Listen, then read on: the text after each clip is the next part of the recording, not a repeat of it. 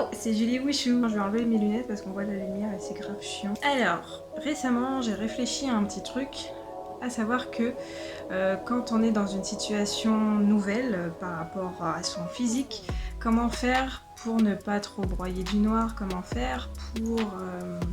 Ah, j'ai fait un salut. Comment faire pour essayer de garder le smile, comme on dit, parce que c'est pas facile d'accepter, c'est pas facile justement de s'habituer en fait à ce qui nous arrive, surtout quand on a l'habitude de bouger dans tous les sens, de faire pas mal d'activités, de voir tout le temps du monde, de bouger, oui c'est ça, c'est juste le fait d'être limité physiquement, ça t'oblige à restreindre tes activités. Rien que pour aller au boulot, tu dois adapter ta nouvelle situation, mais surtout gérer sa nouvelle condition physique là-dedans. Et du coup, j'ai réfléchi à une petite méthode que je dois moi-même appliquer.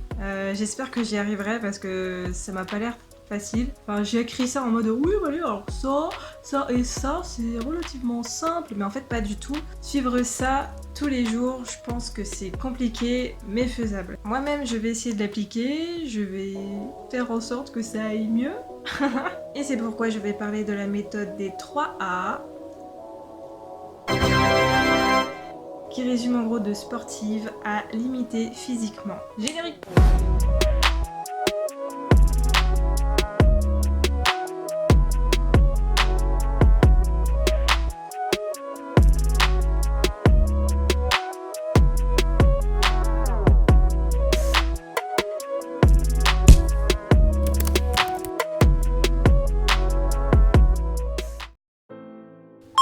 Alors, tu t'es blessé, c'est pas cool. Il va falloir faire en sorte que ça aille mieux. Pour que ça aille mieux, il faut accepter ce qu'il se passe. Je suis la première à me morfondre, à me dire « Ah mais pourquoi ça m'est arrivé? Qu'est-ce que j'ai foutu? Mon karma il est trop sale, je sais pas pourquoi il s'est passé ça. » C'est bon, c'est fini. Première chose, accepter. Mais attention, accepter ça veut pas dire adopter. Parce que réfléchissons, si j'adopte cette situation, je risque de m'y habituer.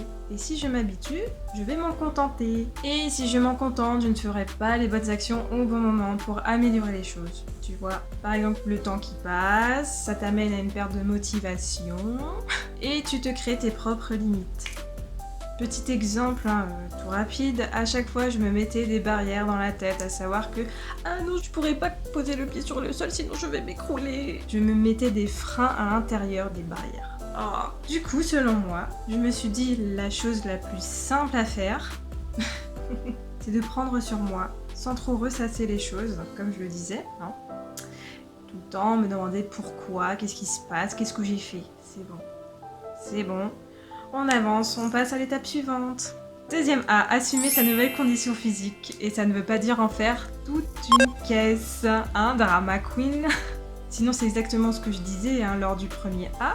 C'est que j'en fais toute une caisse, c'est que je fais ma drama, pourquoi ça s'est passé comme ça, qu'est-ce que j'ai fait, oh là là, mon dieu. Ça se résume sur des phrases du type « Ah, tu vois bien que je peux pas le faire »,« Ah, regarde comment je suis »,« Ah, regarde, j'ai une patte folle, je peux pas du tout faire ça, m'engager sur ça ». Tu vois, tu peux le dire sans non plus avoir un air un peu mais plutôt avoir conscience de ça et se dire « Ok, pour l'instant, c'est compliqué, mais on verra plus tard comment ça va se passer ». Et en assumant cette nouvelle situation, je vais essayer de m'adapter, donc on revient encore à ce qu'il y avait précédemment, à mettre en marche un nouveau système, je ne sais pas, par exemple dans ton appartement, essaye d'aménager les choses pour que tu puisses ne pas justement faire ta drama, parce que si tu laisses tes affaires, je sais pas, un peu trop en hauteur, trop loin de toi quand tu seras en difficulté pour te déplacer, là tu vas encore ressasser, tu vas te mettre dans ce petit schéma un peu chiant. Oh regarde, je peux plus faire ci et ça. Bah aménage ton espace, c'est tout. En gros, il faut que tu puisses faire en sorte que ce soit plus confortable pour toi. Et là justement, je voulais porter une attention toute particulière aux proches, notamment ceux qui vous ont toujours connu valide et qui sont face à une nouvelle situation comme vous d'ailleurs, et qui, alors attention, vont vous poser des tonnes de questions. Comment t'as fait pour te faire ça? Oh mon dieu, mais c'est grave, t'en as pour combien de temps? C'est très gentil, ils s'inquiètent de vous, il faut pas le prendre mal, mais justement faut être patient. Il faut être patient parce qu'il va falloir leur expliquer, soit si vous le voulez, hein, bien sûr, vous n'êtes pas obligé d'expliquer aux gens que vous vous êtes fait ceci, comme cela. Non, si ça vous gonfle, vous le dites. Bon, j'ai eu un accident, mais j'en ai pourtant, et basta, tu vois, tu passes à côté, et c'est tout. Si vraiment les gens insistent, n'hésitez pas à leur dire. En fait, vous êtes une curiosité. C'est bête à dire, mais vous êtes une curiosité. Vous étiez comme ça avant, et maintenant, vous réapparaissez de cette manière. Comment ça se fait? Forcément, tout le monde se pose des questions, même moi, je me dirais « Oh mon Dieu, comment il a fait pour se faire ça? Purée, ça a l'air grave, ah, il a l'air de souffrir. » Au pire, la personne vous en parlera, ou sinon, si vous êtes dans l'autre cas, c'est-à-dire la personne accidentée, soyez calme et patient. Et enfin, troisième A, avancez avec sa nouvelle condition physique. Mais avancer, ça ne veut pas dire courir, attention. Parce que si je cours, je risque de brûler les étapes, ce qui m'empêcherait de guérir correctement. Donc, provoquer un autre événement chiant. Il faut se dire que dans tout, vraiment dans tout et n'importe quoi, il y a un proverbe qui dit que le temps fera les choses. Si ce proverbe existe, ce n'est pas pour rien. La patience est une clé d'or. J'ai conscience que pour mon cas, retrouver la même condition physique qu'avant, ça risque d'être compliqué. C'est possible. Moi, je pense que c'est possible. Peut-être pas à 100%, mais retrouver une bonne condition physique, retrouver ses capacités, même partiellement, ça peut être 90%, tu vois. C'est pas mal et je suis convaincue que c'est possible. En me disant ça, tu vois, dans la tête, c'est bête, mais tu t'engraines sur des choses positives, justement, tu vois, tu restes pas dans le négatif, parce que je suis la première à me dire « Ah non, c'est pas possible, en plus l'opération, ça m'inquiète, je vais souffrir, ça va mettre trop de temps pour me rétablir et tout ça. » Mais il faut se faire une raison. T'es là, t'es couché, tu peux rien faire d'autre. Donc soit tu choisis l'option « Je vais en bas », soit tu choisis l'option « Je vais en haut », c'est aussi simple que ça. Alors, pourquoi ne pas choisir la meilleure des solutions? On prend son mal en patience. C'est comme ça, le temps fera les choses. Et tu vois, je me suis fait une raison.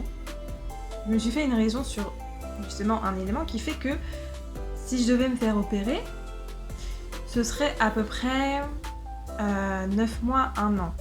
Je prends tout le processus au complet, c'est-à-dire le moment de l'opération, la rééducation, la réathlétisation, la reprise des arts martiaux, mais de façon soft, puis enfin le but final qui est la reprise complète des activités physiques, sportives, où là c'est la fête, en théorie. Je me dis qu'il me faudrait à peu près 9 mois, 1 an, ou ça se trouve il me faudra peut-être 2 ans pour revenir sur un bon niveau, mais je me dis mais Gilly, 9 mois, 1 an, 2 ans, c'est quoi sur toute une vie? C'est rien, non?